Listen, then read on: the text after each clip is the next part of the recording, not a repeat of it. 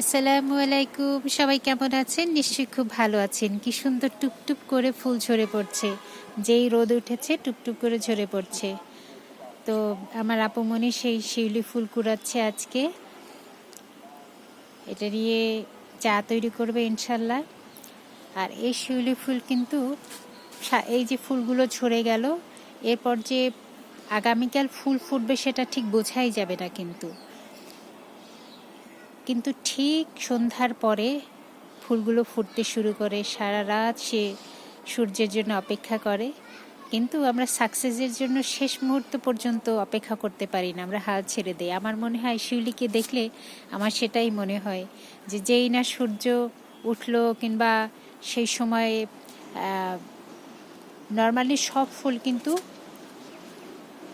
সূর্যের আলোতে ফোটে, একমাত্র শিউলি এবং নাইট কুইন যেটা হাসনা হেনা এটাই ব্যতিক্রম। এ দুটো রাতে ফোটে, দিনের বেলা ঝরে যায়। শিউলি ফুলটা ঝরে যায়, বাট হাসনা হেনা হয়তো কিছুটা সময় নেয়, ওটা 2-3 দিন কিন্তু ফোটে। তো এই শিউলি গাছটা করার পেছনে অনেকটা কাহিনী আছে, সেই কাহিনীতে আজকে না যাই। আজকে কিছু উপকারিতা বলি। শিউলি ফুলের চা খেলে যেটা হবে, অনেক বেশি রিফ্রেশ লাগবে। এতে ভরপুর অ্যান্টিঅক্সিডেন্ট থাকে, যেটা আমি সবসময় বলেছি, এবং এটা কিন্তু কৃমিনাশক। যে সকল মানুষের কিংবা যে সকল বাচ্চাদের কিছুটা এই ধরনের প্রবলেমে ভুগছে, ওরা কিন্তু সকালবেলা উঠে কিছুটা শিউলি ফুলের চা বানিয়ে দেয়াই যেতে পারে, সকালে কিংবা বিকেলে। খেতেও অসাধারণ লাগলো, প্লাস শরীরেরও উপকার হলো।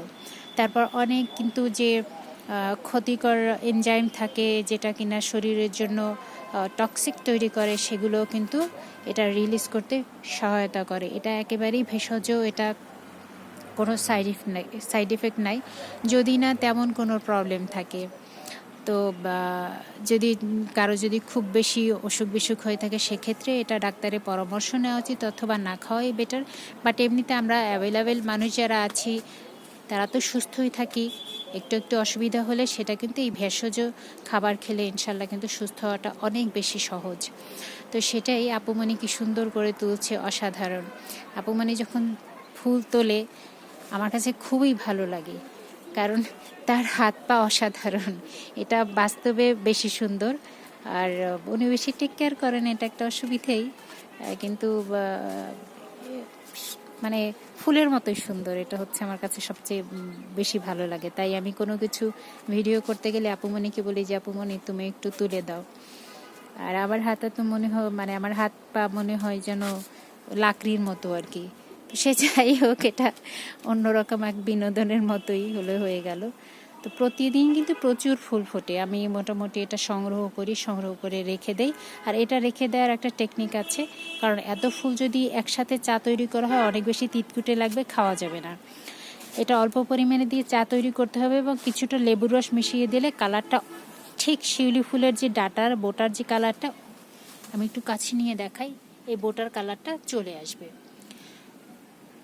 তবে যেটা সংরক্ষণ করবেন সেটা হচ্ছে ফ্রিজে রেখে সংরক্ষণ করতে পারেন, এবং এটা ফ্রিজে রাখলে কিন্তু অনেকটা দিন ভালো থাকবে, প্লাস এটা শুকিয়ে যাবে, কিছুটা স্মেলও থেকে যাবে, এবং অনেক দিন ধরে খাওয়া যাবে।